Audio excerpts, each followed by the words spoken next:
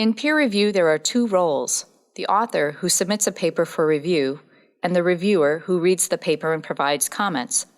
This video focuses on the reviewer role. Students often ask, how can I be a better peer reviewer? And the answer lies in a constructive review process. In the book, A Short Course in Writing, Kenneth Bruffy says, in peer criticism, students learn to write helpful criticism of each other's work. He says that 4 terms in this sentence are critical to peer review: learn, write, helpful, and each other's. In this spirit, we offer strategies for peer review comments. Our first strategy is to ask questions as an interested reader. Questions capture reader response and keep the conversation going between author and reviewer. If you don't understand something, ask the author. Authors want to know what you're thinking. Once you get the hang of it, you can think of all kinds of questions. Another commenting strategy is to focus on global aspects before local aspects of the draft.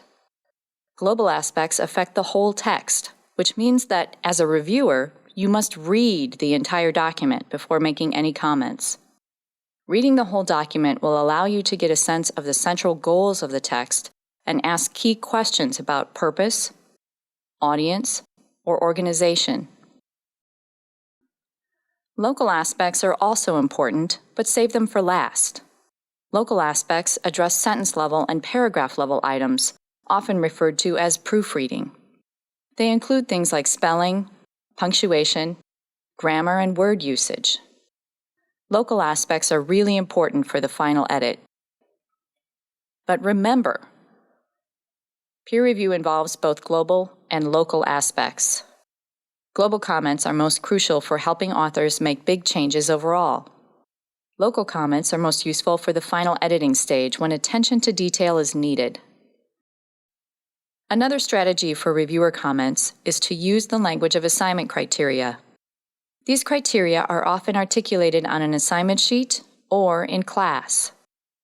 Criteria for assignments can be transformed into rubrics for peer review, and reviewers can respond directly to criteria items. Criteria might include things like state a clear thesis, or incorporate supporting evidence, or include proper documentation of sources. And reviewers can comment on each item. Another strategy is to turn negative comments into constructive criticism using I statements in combination with a suggestion. So, for example, instead of saying, "This paragraph doesn't make sense," you could say, "I can't follow this paragraph. Can you state your main point more clearly in the beginning?"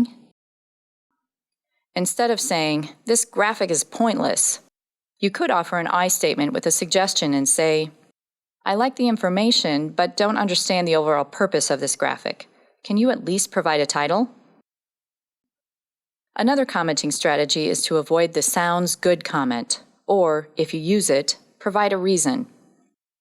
The problem with only using the sounds good comment is that it is vague and doesn't tell the author what they've done well.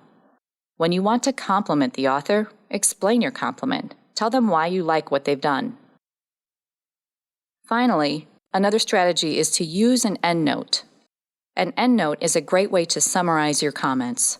A short paragraph at the end of the document will do.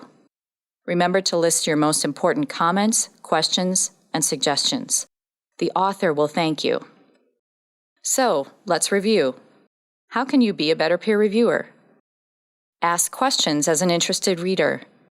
Focus on global before local aspects. Use the language of assignment criteria. Offer constructive criticism and use I statements.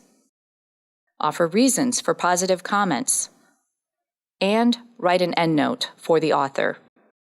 We hope these suggestions help improve the peer review process.